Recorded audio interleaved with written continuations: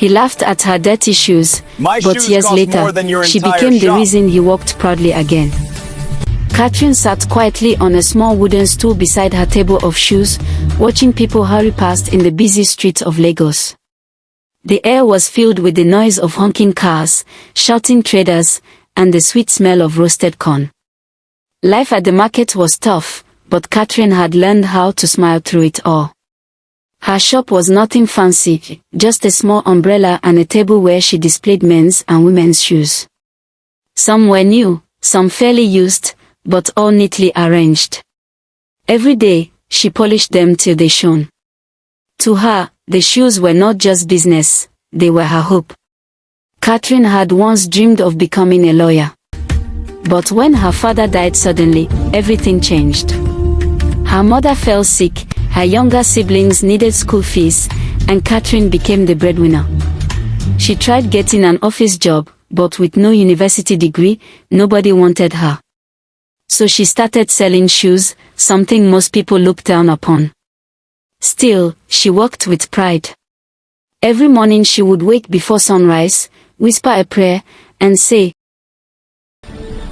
God bless my hands today, let my shoes find. One hot afternoon, when the sun was high and unforgiving, Catherine noticed a shiny black car stop near her stand. It was one of those luxury cars she only saw in magazines.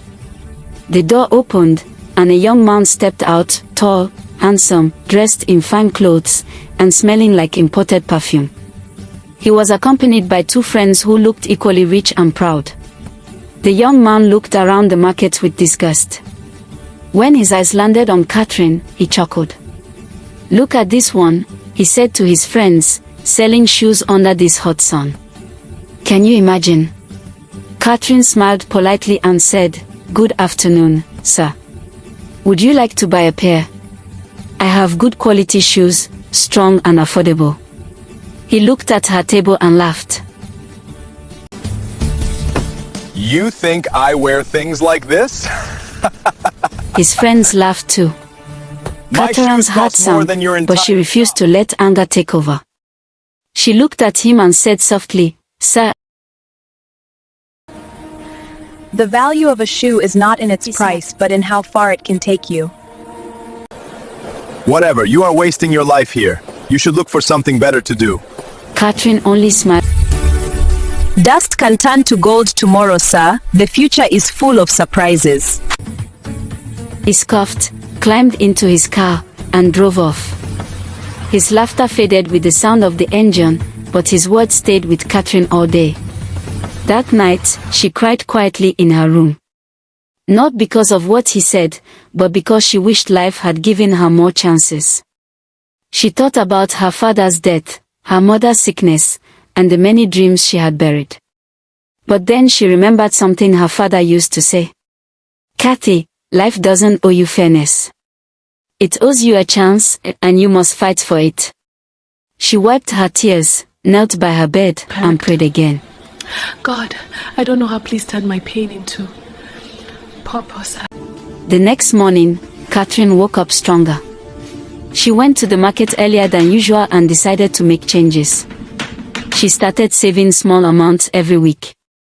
Instead of spending her profit, she reinvested it. She also began to study online videos on business and marketing using a neighbor's phone. She learned how to take good pictures of shoes, how to talk to customers politely, and how to advertise online.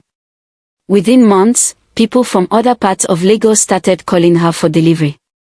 Soon, she registered her small business as Kathy's Footwears. Her confidence grew.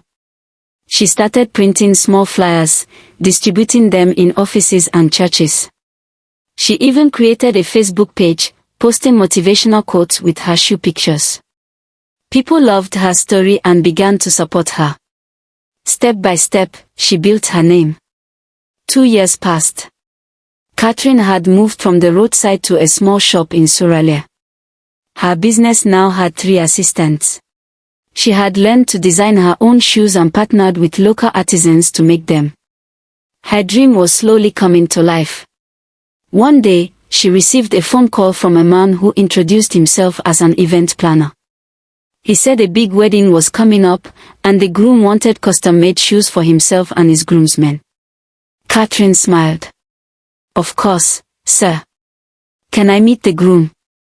The planner gave her an address in Lekki. Catherine was excited. This could be a big opportunity. She packed her samples, dressed neatly, and took a cab. When she arrived at the mansion, her mouth almost dropped. The place looked like a palace. The tall gates, beautiful garden, and marble walls made her feel small. But she took a deep breath and walked in confidently. The planner welcomed her warmly and led her to the living room.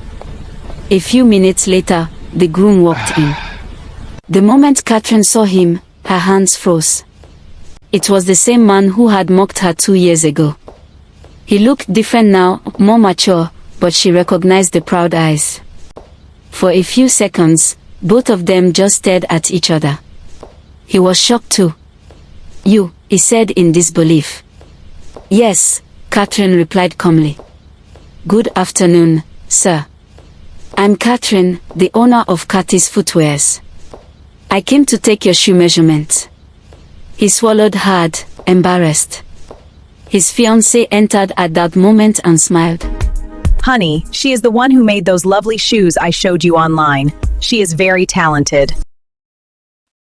Catherine smiled gently. Thank you, Ma. The young man couldn't speak. His pride melted. As Catherine measured his feet, silence filled the room. Finally, he said quietly, I am sorry for the way I spoke to you years ago. Catherine smiled without bitterness. Sometimes life teaches us humility in surprising ways. He nodded slowly. You were right. The future does surprise us. A few weeks later, Catherine delivered the shoes. They were elegant, handcrafted, and fit perfectly. Everyone at the wedding admired them. The bride even gave Catherine extra money and offered to connect her with other clients. That single order changed everything. Catherine's brand began to rise. She started getting orders from celebrities, pastors, and business people.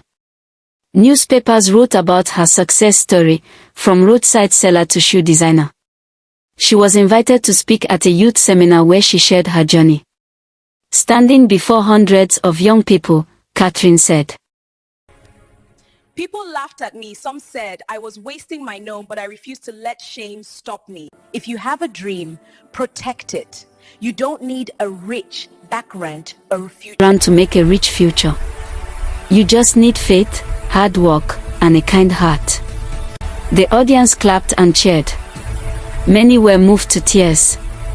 Months later, the same young man, now humbled, visited her shop. He wasn't there to buy shoes. He came to thank her. He said quietly, You taught me something I never learned all Respect. my years abroad.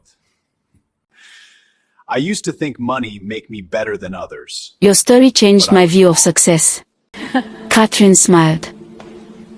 Thank you. We all learn at our own time. The goal is to grow. They shook hands like old friends. As he left, Catherine looked up to the sky and whispered, Thank you, God. Never look down on anyone because of where they are today. Life can turn tables when you least expect it. Every small beginning carries the seed of greatness. Be humble. Work hard. Keep faith alive. Rose. The same street that sees your struggle will one day witness your success. Don't give up, your story is still being written. The end. Don't forget to like, comment and share.